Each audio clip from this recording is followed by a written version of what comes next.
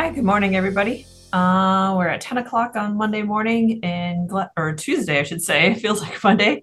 Glad to see folks signing up with us here today. We have two presentations for Crop Hour today. This week's theme is climate and business management, and we're starting with business management first. For the first 2 days here, we'll do climate on Thursday. If you've attended a webinar before, you may be familiar. We have a chat box and a Q&A box. The chat box, we will be sharing some information if there's any links or other information for us to share with you during the two presentations today. We do prefer if you use the Q&A if you have questions for the presenters, and we'll hold that till the end of each presentation just so it's easier for the presenters. Matthew, if you want to start sharing your screen. Our first presenter today will be Dr. Matthew Elliott. And I will add that we do have CEU, continuing education credits for those of you who are certified crop advisors. And we will share that QR code at the end of the hour. The chat, I believe, says we have one for each presentation. We just have one for the whole hour today. So first, we'll start with Matthew Elliott on the 2025-26 grain market outlook. And I think he's ready to go. All right. Thank you, Laura. Yes, I'm Matthew Elliott. I'm an associate professor here at the Ness School of Management and Economics. I'm also the Agribusiness Extension Specialist at SDSU. So yes, I'm going to be talking a little bit about the 25-26 grain market outlook, kind of where we are and some of the news items that the market's looking at, and also kind of the evolution of prices. So I'll really just focus on corn and soybeans since we have very limited time. But first I'll start off with corn. So looking at the U.S. corn market outlook, just generally supply and demand. So we're a lot tighter in supplies than we anticipated we would be even last fall. And so you've seen that rebound in prices here more recently in the last couple of weeks because USDA had reduced that supply amount, and relative to demand, it's kind of a tight supply demand situation. As a result, futures are trending upward pretty strongly here the last couple of weeks. But basis, especially in the interior, is still very weak, and I'll go into more details there. So, USDA, they put out a corn supply and demand report every month. And the market, watches these reports and the numbers, very closely, especially hedge funds that use those numbers to kind of you make their positions that they're going to be in the corn soybean markets and other commodity markets. And so what was kind of surprising, or what happened here last fall and into the January report, was initially we had very favorable weather during the summer, and so USDA was increasing in the fall yields. They all went up all the way to 183.6 bushels per acre this fall for corn yield in 24. But in January, they kind of shocked the market. They came out with a very large reduction, actually probably one of the largest reductions we've ever had from early fall reports to the January report on corn yield, and they ended up with a 179.3 bushels per acre. The result of that was, total supply, given the acres that we planted and harvested, went from a 15.2 billion bushel supply to a 14.9 billion bushel supply. And then when you balance that against what demand was, it really is bringing down our projected ending stocks to use, which is a real key indicator of where market prices are expected to be and where they're going to go. And so because they decreased that supply, they did pull some demand back a little bit slightly, but still overall the ending stocks that is expected to decline by the end of this marketing year from 2.1 billion bushels to 1.5 billion bushels.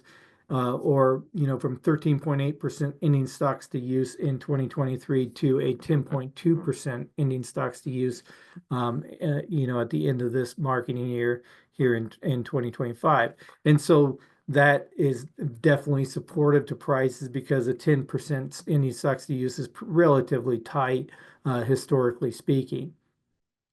And so when you look at how prices usually respond to these changes in ending stocks to use, we have a kind of a simple model here, a simple chart to show that. On the y-axis we have what corn price is typically trading at, and then on the x-axis we have that ending stocks to use percentage. And so right now we're sitting around that 10% ending stocks to use. Given the line and the relationship there, we would typically expect prices to be trading somewhere around $5.24. Right now we're about $4.96, so we're a little bit lower than where we would expect to be given that ending stocks to use, but not very much. It's pretty much within our model expectations. Just generally speaking, so every time there's a 1% increase or decrease in ending stocks to use percentage, we would expect somewhere around a 29-cent move in the opposite direction when you're thinking about corn futures prices. And so this is kind of just the evolution of December corn 2025. So this is the harvest contract coming up for December. And it goes, I'm starting back here at the beginning of January. We had this major price decline during those growing season months, especially June and July of last year, because it was very favorable weather. The market was expecting increases in yields. There was less, risk to supply disruptions and so forth. And so we saw over about a 70-day period, about a 13% decline in prices during that period.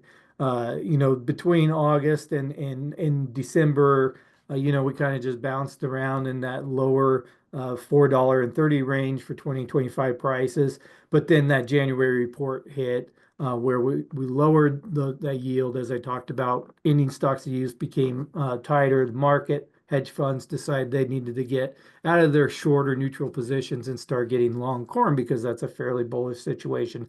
And as a result, we've seen prices increase here since December about 10.61% to about 473 on the December 2025 contract. Now, even though futures prices have been increasing here recently, we still have a very weak interior basis. So this is the white line is the average basis price in Aberdeen for corn.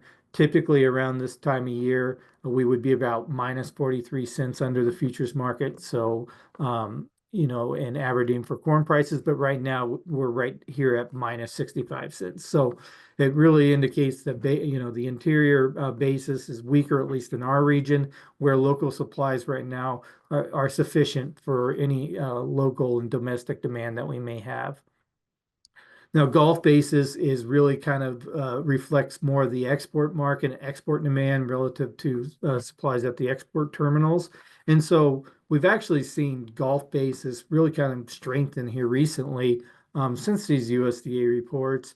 And so it's a little bit stronger than what we would expect at this point in time in a year. So about plus 93 cents at the Gulf over the futures market versus typically at this time of year, we would see an 80 cents above average. And so it's a kind of indication that the supplies at export terminals are not really sufficient to meet current export demand. And those export terminals are trying to incentivize elevators to send grain their way in order to meet current export demand. Now, this is just a kind of a seasonality chart. Seasonally, we typically see corn prices be above their annual average price, mostly during the April to July period. That's when we have the most weather risk. We have planting risk, a lot more uncertainty about supply going into next year. So on typical years, we see, your highest prices often during that May to June, July period. And these are all usually typical times that you'd want to try to be hedging, doing forward hedges and locking in order to reduce any downward price risk. Obviously, harvest months for corn are generally the lowest. Usually you see about a 5% decline below the average annual price between August all the way through December until we get into that March May period. So just talking a little bit about the demand side. So corn exports, we are, as I said, the base is a little strong. We are showing, well, this is actually the ethanol chart. I'm sorry. So the ethanol, we are doing a little bit better in ethanol crush here this year, and it's kind of been increasing in the last few years. And that's a little bit related to just more penetration of E15 in the general gasoline market. We're seeing higher blends of ethanol penetrate, and so we're seeing a little bit more demand. And so we're seeing just every year a little bit better observations of more corn crush for ethanol, and that's what's occurring here. We're currently seeing about 1.08 million barrels of ethanol production a day versus about 1.07 million barrels in the previous year. Um, Corn, we don't export, we export, maybe 10, 20% of our crop of corn. But a large, export partner for us is Mexico. And so you've heard in the news a lot of, concerns about the tariffs with Mexico and China specifically. But if they're, and right now we have a pause in that trade war, at least for another month, and we'll just see what happens. But if we add tariffs to Mexican goods and the response is to add tariffs to U.S. corn, that could certainly be a big problem for export demand for the U.S. because we really rely on Mexico to import corn for us. And so currently, right now, U.S. corn export pace had a pretty strong fall. We're above where we have been in previous years, kind of tapering off a little bit here. But the big concern is, are we going to have this trade war here, in starting in March, maybe going through the May or longer period? And if so, this is typically when March to May is typically when we export most of our corn. And so if we have disruptions of that export program during that period of time, it will certainly dampen our exports for the whole year. And then we would have more ending stocks on the balance sheet than what we would have expected. And so that would put pressure on prices. And so as we look towards, what could potentially happen with planted acres for this upcoming year, and then where yields might go. So this is kind of just a 2025 scenario analysis. And here on this Y axis here, I'm showing the different millions of acres of corn that we potentially could plant between 89 million acres and 95 million acres. And then I'm showing the yield on this horizontal axis here, anywhere between, say, 175 bushels per acre all the way up to 187 bushels per acre. And depending on, where we end up, a lot of the market's probably leaning towards maybe seeing about a 92, 93 million acres planted in corn. If we have a decent year, we could certainly see 181, 183 bushels per acre. In those cases, we would build on our stocks, assuming the typical harvest to plant ratio. Assuming that we bring in that 1.5 billion bushels, which we're estimating for carry in into the next marketing year, and assuming demand doesn't change. So we still continue with a 15.1 billion bushel demand. In that case, we might see a little bit of a build in stocks from that 10%, and then the corresponding changes in prices under that scenario would be actually a decrease in prices. Now, on the other hand, if we have less than 93 million acres and we have, lower yields because of adverse weather or whatnot, we can certainly see higher prices. And so this chart or this table kind of gives you an example of the scenarios that can occur given those planted acres and the yields that might occur. And so just kind of as a summary, So we do have tighter ending stocks since that January report expected, 10.2% down from the 12.14% in the previous year. The Gulf basis is kind of neutral to stronger right now, indicating better export demand, but very weak South Dakota basis. And so that's, the interior demand maybe just not there. Ethanol demand and feeding margins are good. So we should continue to see a pretty good pace of ethanol crush.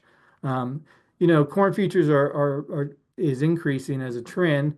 And I think that will certainly continue or have support as long as these trade wars can be averted. And we'll just have to see how that plays out over the next 30 days. The market's really going to be focused on what are those corn planted acres. Anything above 93 million acres is probably going to be pretty bearish to prices. And we're probably looking at maybe around that 93, 94 million planted acres, given where prices are. Another aspect that we should be looking at is, is there going to be a conclusion to the Ukrainian Russian war? Because if that becomes the case, Ukraine is able to export more corn onto the global market, which they haven't really been able to get back to their pre-war pace. And so that would add additional competition for us in the U.S. or in the global corn export market. Now, just turning to soybeans. So soybeans, we had a similar situation with USDA. They did lower yields. And so that kind of was, bullish or supportive. It helped reduce those ending stocks. It did cause, futures to also increase, but not nearly as much. I mean, we have a much more comfortable supply situation in soybeans than corn. We're seeing weak basis in soybeans like we are in corn, especially in the interior and in the Gulf. And we expect soybean acres to be switching, some of those soybean acres to be switching to corn coming up in this next planting season. So just kind of a recap, again, USDA had a very high kind of soybean yield of 53.2 bushels per acre here last fall. In the January report, they dropped that down to 50.7 billion bushels per acre. As a result, the total soybean supply decreased about 200 million bushels. They did decrease some demand stuff. And as a result, our supply is still pretty large, relatively speaking, just because we had so many acres. And we just are losing a little bit of demand on the export side specifically. And so, if you look at the ending stocks to use with soybeans, we did see it, a decrease because of those lower yields, but we're still seeing build in stocks, ending stocks, and ending stocks percentage from 23. We went from 8.27% ending stocks to use in 2023 to we're still looking at an 8.73% ending stocks to use for this upcoming year. And that is relatively abundant, historically speaking.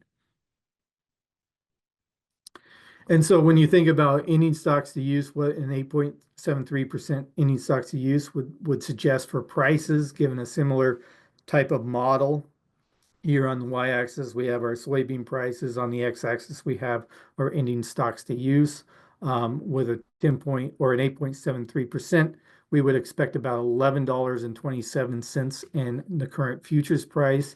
Right now, we're trading about 10.36, so we're about 90 cents lower than what we would expect with an 8.73 ending stocks to use.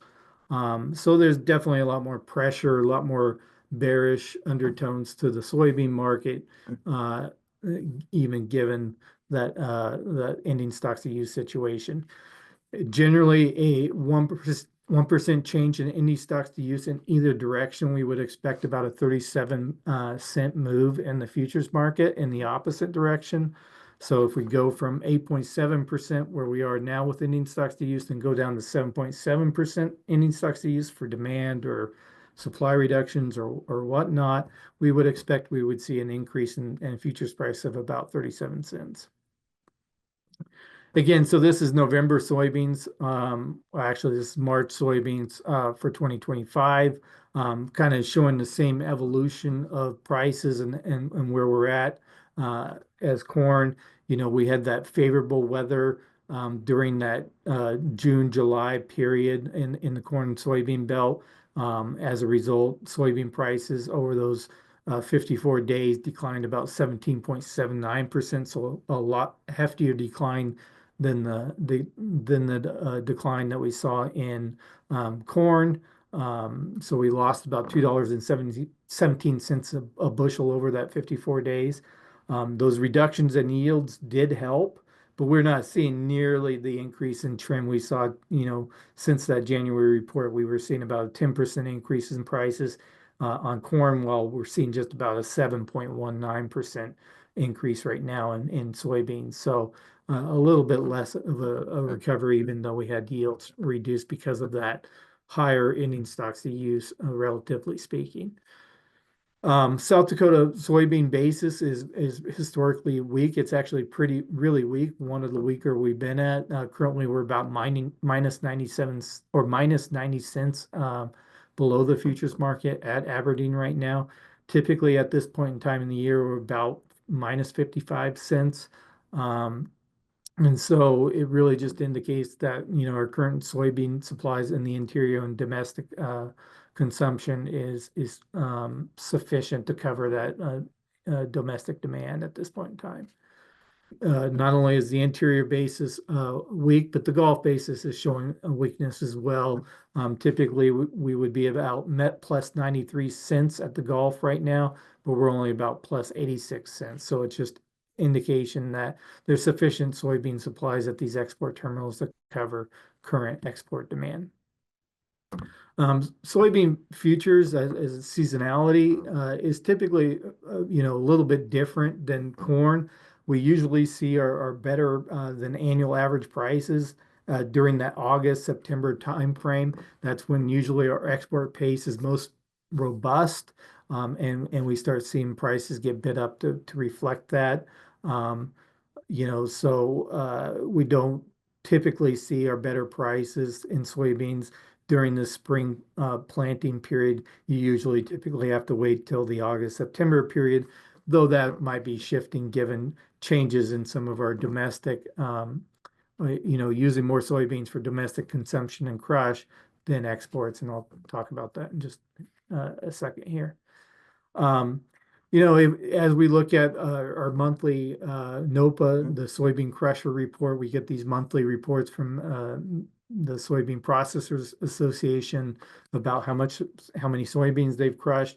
And so right now, with all the biofuel development, additional soybean crushing plants coming online and so forth, we've seen increases in soybean crush, and that's kind of reflected in the NOPA reports. We've had the highest crush reports on a monthly basis over the last year than we've seen. So that's good for demand. And a lot of that additional crush is going for that biofuel or renewable diesel market. But there's some uncertainty about some of those incentives that have created that additional crush capacity and willingness to crush more for that market. And so we'll just have to see how that plays out, if we're going to continue to see additional increase in crush or not.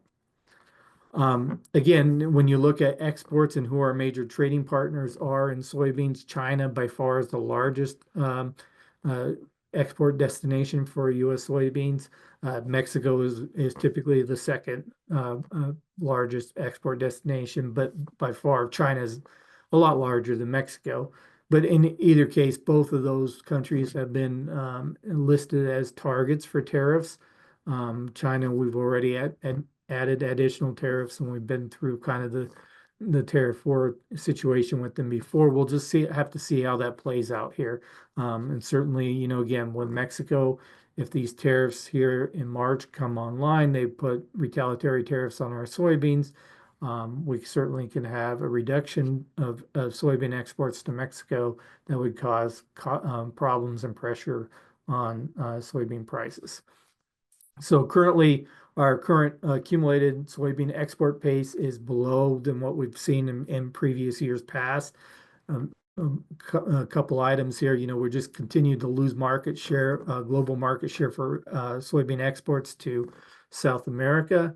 But also, more of our soybeans are being diverted to the domestic crush and renewable diesel and biofuel market, and less are going to export terminals for raw soybeans exports to China, to Mexico, and so forth.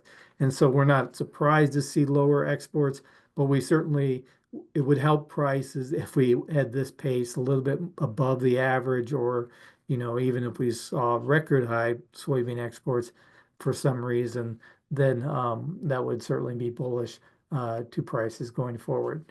Now, typically the months we are have the most robust soybean exports are during the September, October, and November months, and this is when South America supplies are tight. This is when they're starting their new growing year. The marketing year for the previous crop is kind of finishing up. Soybeans are becoming less and less abundant, but by February, March, those new crop soybeans start coming online. We start losing market share to South America real fast. And so we typically need to see our most robust pace in soybean exports during that fall period, in that September, October, November period.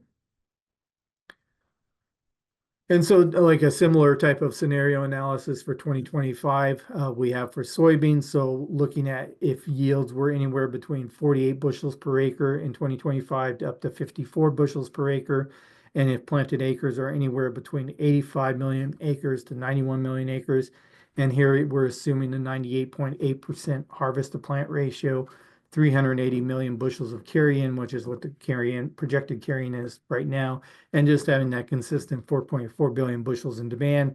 We would expect, with any of these types of scenarios, we would see ending stocks to use roughly reflected here. So anywhere where we have soybean planted acres above, 87, for example, and a 51 bushel per acre yield, we're going to end up building stocks under that analysis. And then if we're building stocks, our price expectations are going to be decreasing. So that kind of gives you analysis of, what could potentially happen. I think the market will look at anything above 86, 87 million acres for soybean planted acres as somewhat bearish, because it's, more than likely, unless we see adverse weather, that we would see a 51, 52 bushel per acre yield, and prices would not have much support under that type of scenario analysis without increasing demand, or a reduction in our carry-in. So just kind of summary for soybeans going forward. Larger ending stocks compared to 23, we're at 8.7% currently right now. We were at 8.27% in 23. We have a weak Gulf basis, plus 86 cents versus 91 cents, and a very weak South Dakota basis, minus 96 cents versus typically we'd be at minus 55 cents. Increased domestic demand can help consume some of these stocks and reduce ending stocks to use. However, we're just not sure what's going to happen with some of these policy incentives for renewable fuels, for adding soybean crush capacity, and so forth. And we're just going to have to see how that plays out. We do expect to see some shift in soybean acres from the previous year to corn in 2025. Hopefully we can see maybe a reduction of soybean acres down to at least maybe 86 million, and we only get maybe 93 million acres of corn. That would probably be most supportive for both commodities in this next period.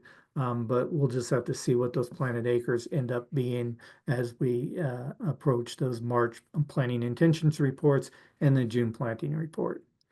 And so with that, that's my presentation. We're happy to entertain any questions you may have. My contact is here. If you want the presentation, you can email me at matthew.elliott@sdstate.edu. All right, thank you, Dr. Elliott. I don't see any questions in the Q&A or in the chat right now, but we'll leave that open for a little bit. I didn't have any questions for you myself. Okay. Although I think I wish, a lot of farmers maybe wish the prices would go up a little bit, but Right. Well, and we've certainly seen a good run. Back, I mean, it makes you feel better than where they were. So, yeah. Yeah. Um, any questions from Dr. Elliott? I believe he will need to run after this, so he may not be around at the latter part of the hour. I'll leave another little bit here for folks. And just a reminder, at the end of the second presentation today, we will have a QR code for those of you who need continuing ed credits for CCA certification at the end of the hour, not right now.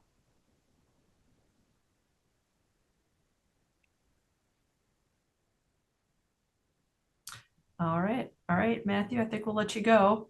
Thank you for joining us today. Appreciate it.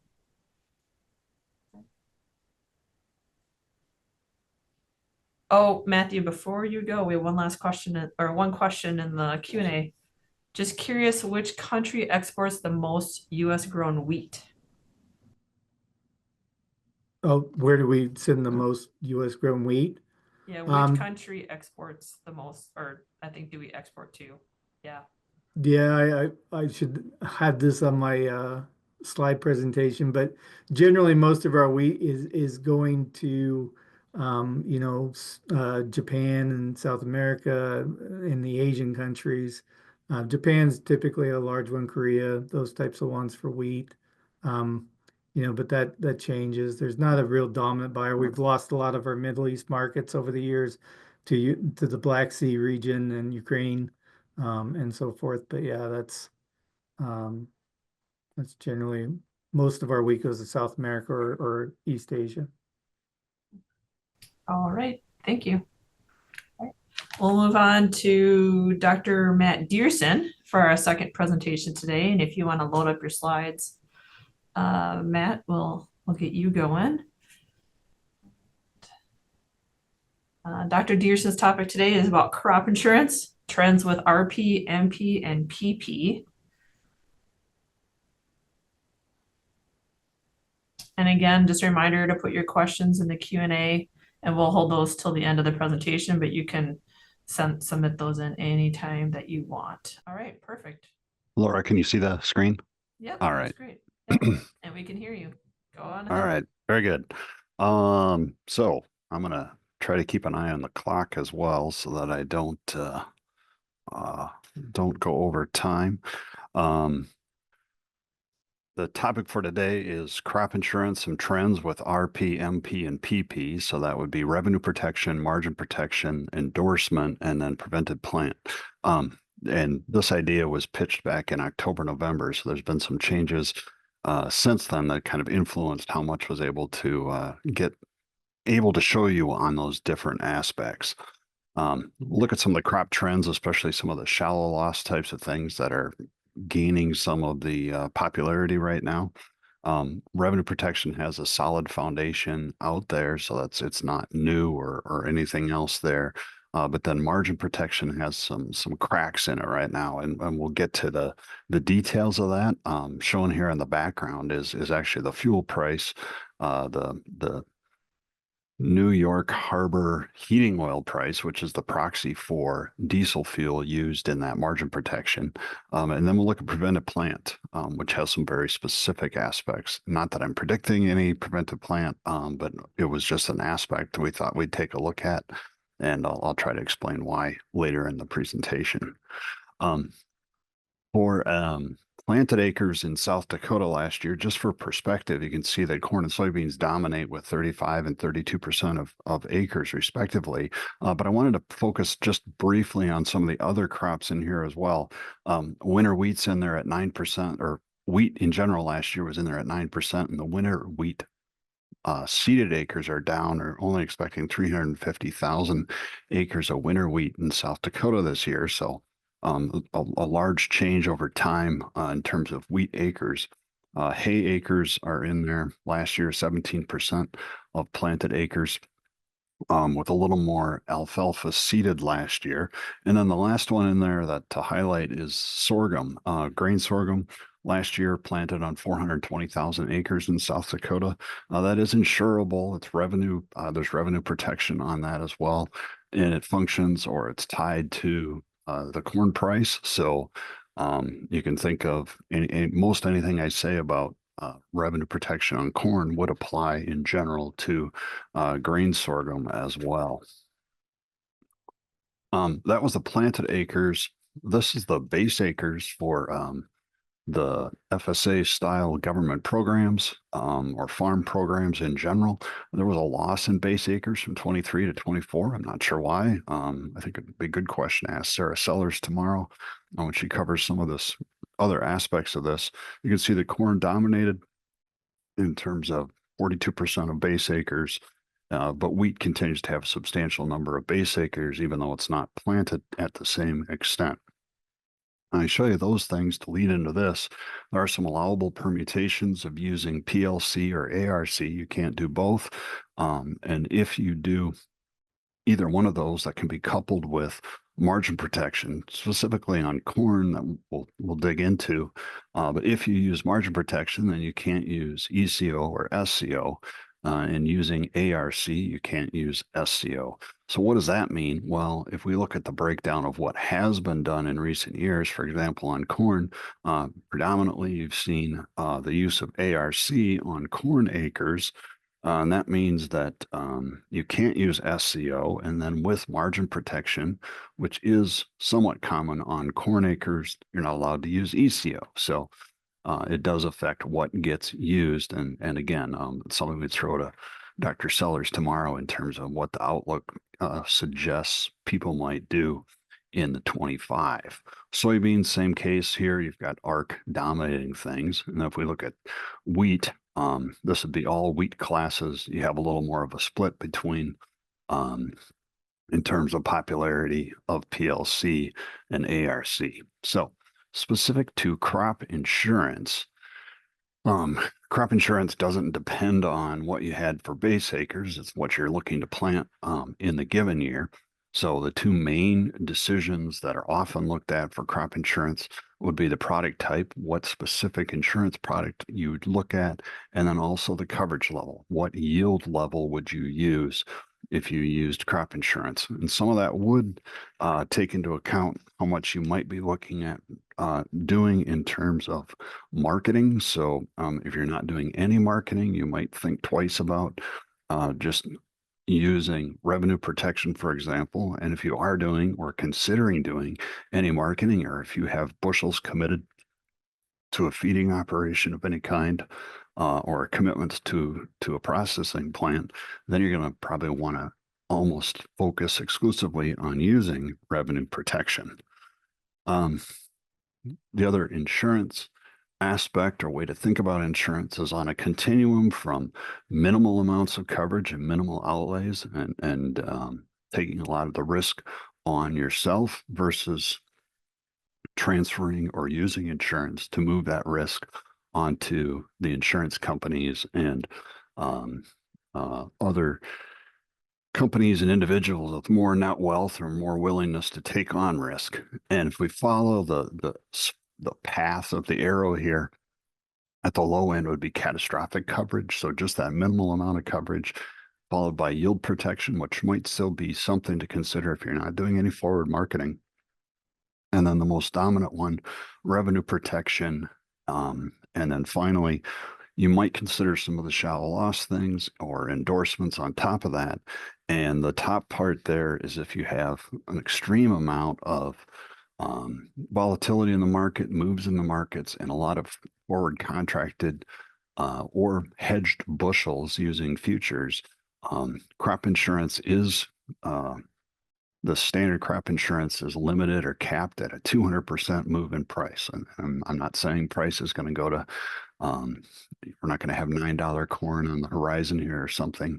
But if prices were to move an extreme amount due to extreme events, crop insurance, the standard revenue protection, caps out or maxes out at 200% of the price elections set during this time of year. So it's just something to thoroughly cover the risk under some extreme moves And the cost to do so is not very large when you're doing it before there's any risk of prices moving an extreme amount due to extreme events. Getting into the weeds a little bit,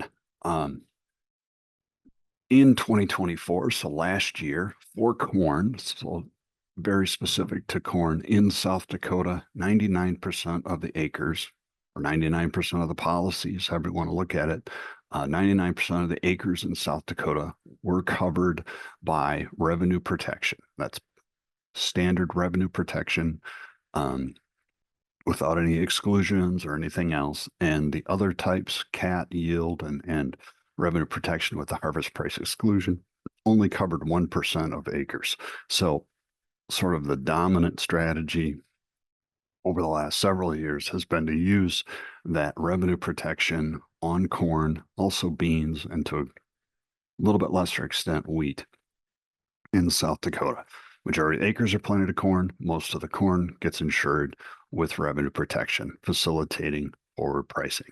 Even when we've tried to run scenarios or look at situations where revenue protection might not be useful, say you're not doing as much forward pricing or not doing any forward pricing, it still tends to be more of a better choice in terms of the cost effectiveness because of the price and revenue protection built in. It's not a guarantee every year, so it should be looked at, but that has been the tendency as of late, especially for corn. As far as coverage level or what yield election is used, this too has sort of gravitated towards a fairly consistent use of coverage around the 75% level. Not always, sometimes it's a little bit lower, sometimes it's higher, and you can see as far as the acres are distributed, you've only got 3.5 to 4 million acres covered at that 75% level, and a little bit at both the 70 and 80% level. And this was last year, so this could also change as the desirability and comfort level of having different levels of insurance would come into play. It can move those percentages around a little bit as well. But just in general, you're looking at about 75% as a coverage level. And the last major aspect would be the enterprise type, or the unit type rather. In the past, basic and optional units were heavily utilized. And in the last few years, in part because of the relative level of subsidization of the insurance, enterprise units for corn and also for soybeans has dominated. So last year, 88% of the corn was covered under enterprise units. So that means all the bushels of corn in a given county on a given farm are added together to set the guarantee. Keep up with my notes here. And as far as projected prices for 2025, here we've got the chart showing corn, beans, spring wheat, and winter wheat for South Dakota, although these prices are set nationally. So it's just the average of the new crop prices during the month of February for corn, beans, and wheat. And since we're in the middle of that period, we've already got some entries into that average. So for corn, the average is about $4.70 a bushel, soybeans about $10.60 a bushel, and spring wheat about $6.50 a bushel. And for, you can see there on the chart for corn and corn, it's about steady. Soybeans, it's down a little bit from last year, and both wheats were down a little bit from last year. So nothing dramatically different, although with soybeans, with the price down quite a bit from a year ago, that would imply that the insurance cost would be lower in 25 compared to 24. Volatility is another component driving the premium rate. So here's the current or recent look at what new crop volatility is looking like for corn, soybeans, and spring wheat, and that's not settled until the last 5 days of the month of February. So what we've got right now is a forecast of what the volatility might be, and it doesn't always change dramatically during the month of February, but it's possible. So here we've got corn and soybeans looking at the volatilities about where it was last year. So that's not likely to affect the premiums very much. And then for spring wheat, the volatility is a little bit higher than last year, but it's a very thin market to get prices out of. Looking at what that means for basis levels relative to crop insurance. So this just takes the cash price for corn and beans in October relative to new crop futures during the month of October. So that for 2025, looks like that average basis or an expected basis to work off of would be 36 cents under. So that would be at the state level. Expect the cash price to be 36 under during October relative to futures price. So that's when the crop insurance gets settled up. And that would be about, that's just a simple 5-year average of what you've got there. Soybeans, same thing. Soybeans, I'd see about 54 cents under in terms of that would be the average basis. And as Dr. Elliott pointed out, that basis on soybeans right now is very wide. It wasn't that wide at harvest time. So I'd stick with the forecast here. And then on spring wheat, that'd be 52 cents under for that commodity. And that would be the August cash price. Heading into what we've got coming up with the prospective plantings, looked at corn with the option term structure. So the orange line on there is the futures price. There's a little bit of carry in the corn market right now, getting a little bit of an incentive to store. And then the other lines there are the implied volatility. So across contract months getting out to new crop, which is on the right-hand side of the chart here, you've got the volatility running from about 20% up to about 26%, and then it declines as you get to new crop future or new crop options, declines down to about 24%. So that volatility is high, and it's reflecting the highest implied level out in September. So that would be on regular options. If you're trying to do some positioning around the prospective plantings report, you might look at short dated new crop options. The one I'd ask you to focus on would be the OCDK5. That would be the May short dated new crop.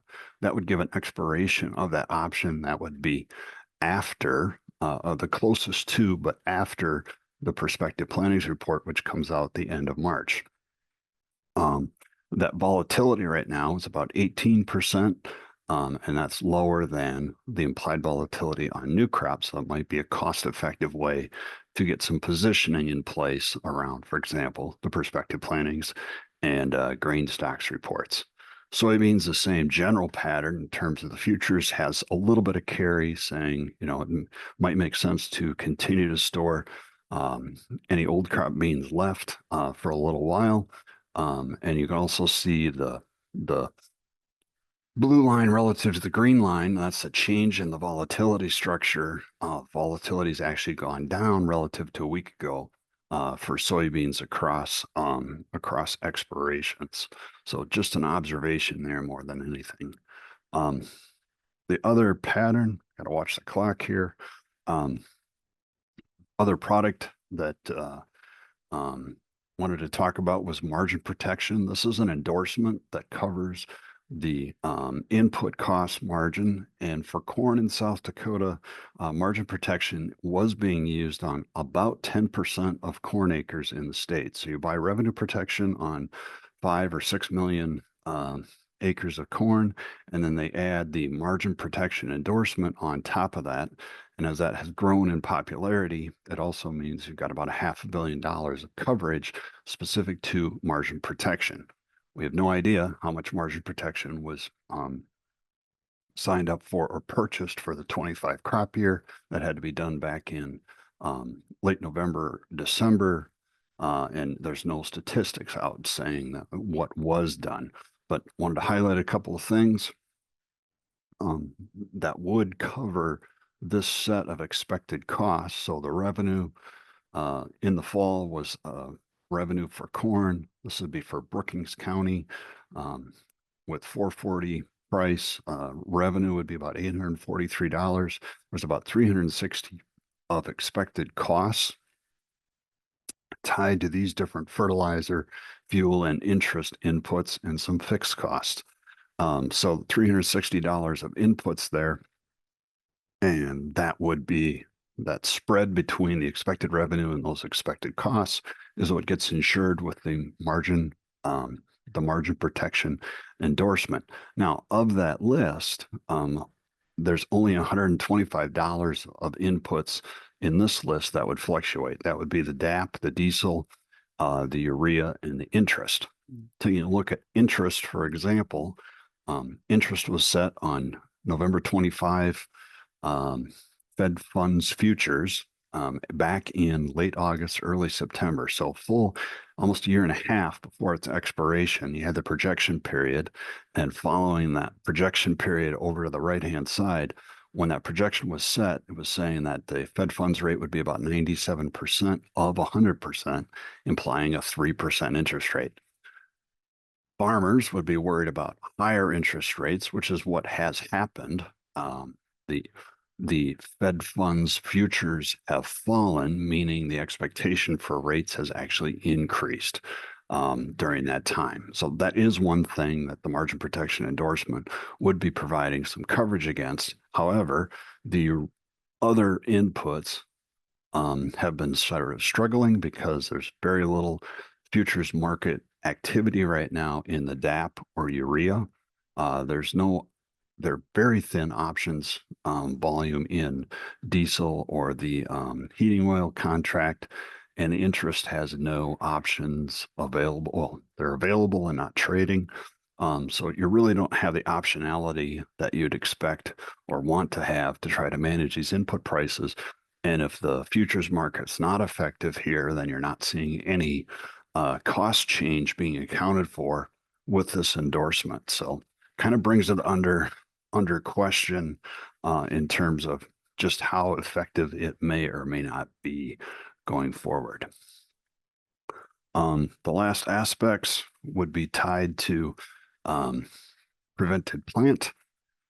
When you think about prevented plant, you think about the yield, and yields are influenced by a variety of complex adjustments and factors, trend adjustments, transitions for when crop isn't available or hasn't been planted, cups and floors limiting how much a yield adjustment can happen, and then yield exclusions for various events as well. So all that sets the stage for yields. And then prevented plant, again, I'm not saying that the concern isn't that prevented plant might or may not be an issue at all this year. It's to look at the longer run trends with it. In 2024, there was a fair amount of prevented plant in South Dakota. This data comes from the Farm Service Agency, not from crop insurance or the RMA. But last year, 24, there are about 600,000 acres of prevented plant at the state level. 70% of those of the claims were on corn. It reflects where the prevent plant problems were occurring to a great extent. But also you see that you've got more of a tendency to see it on corn than beans. Of course, corn gets planted first, so more likely to be prevented. But just for perspective there, it is predominantly a corn and soybean problem when it occurs. Looking at the longer trend, this is state level data back to 2007. So you see some spikes there in 2010 and 11, and then 2019, almost 4 million acres were prevented from being planted at the state level. Zooming in a little bit or narrowing the focus, I just grabbed Spink County just to see what happens. There's less data available when you move down to the county level. So here's data only from 2009, but the similar spikes in 10 and 11 and then in 19 and 20 show up in Spink. And the other thing that kind of stands out a little bit more is that you've got sort of a 2-year pattern that's a little more prevalent when you start looking at an individual county level. Taking a look at planted versus prevented versus plant, at the state level, there's more wheat, there's some more fallow over time, and there's more hay acres over time. In Spink County, there's predominantly been corn, soybeans, and spring wheat. So adding up the prevented and planted acres gives you a fairly or more consistent look at what would happen to roughly 600,000 acres in that county if you routinely tried to continue to plant corn, beans, or spring wheat. So continue with a rotation. So that is what comes to light when you look at a narrower geographic area. So look at the county level versus the state level. And that lets us do one last adjustment. If we just say, let's scale that up and get a uniform set of what if 600,000 had been planted or attempted to be planted, and you had some prevented plant, what would that share of prevented plant look like over the data time period or the sample period we've got here from 29 to 2024.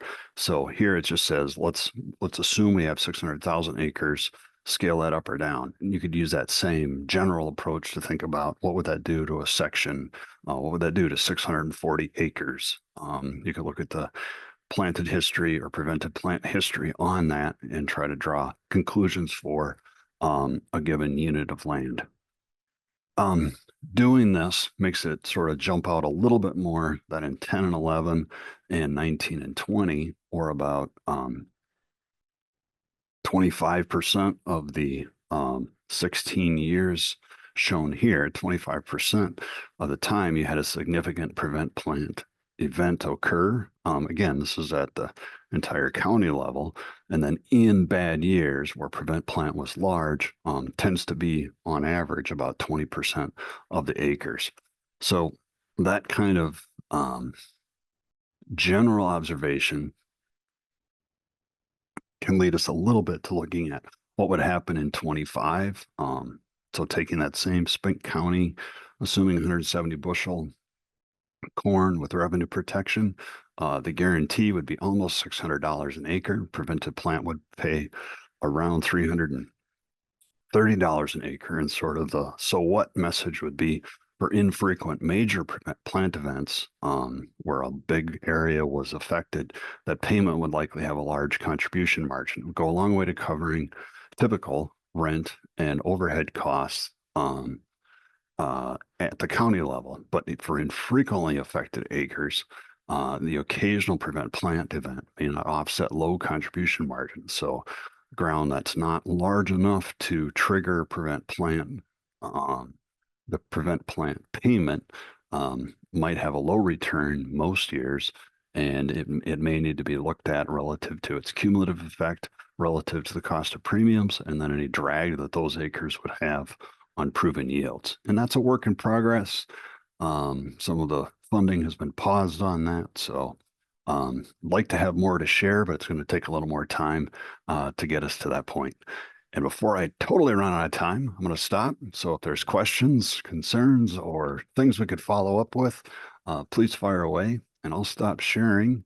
In the meantime, we can entertain questions for Dr. Diersen. If you want to put those in the Q&A, that might be the easiest place to see those for us. We also will have a brief poll here that we'll share as well. So I'll have this QR code up for a little more time. Oh, yep, and the poll just showed up on your screen. So if you would not mind responding to that. Matt, we should have a better look on possible prevent plant on Thursday with our flood outlook. So we'll see what Kevin Lau has to say on Thursday. Yeah, and the intent is not to, I'm not predicting any kind of prevent plant situation, but we did want to take a look at prevent plant relative, the payout relative to the frequency of payout. And we're trying to dig into individual farm level examples to see if there's patterns and what the relative outcomes from all that might look like. So I'd consider that last aspect a work in progress. So, yeah. Matt, both Matt and Matthew, your contact information or links to that are in the chat if people want to find you later. I don't see anything in the Q&A. So we will conclude. No problem. Yeah, we will conclude the webinar today, and we'll see you again tomorrow at 10 a.m. Central with Dr. Sarah Sellers with Farm Bill topics, and I'm sure some other 2025 Outlook information. So thank you for joining us today.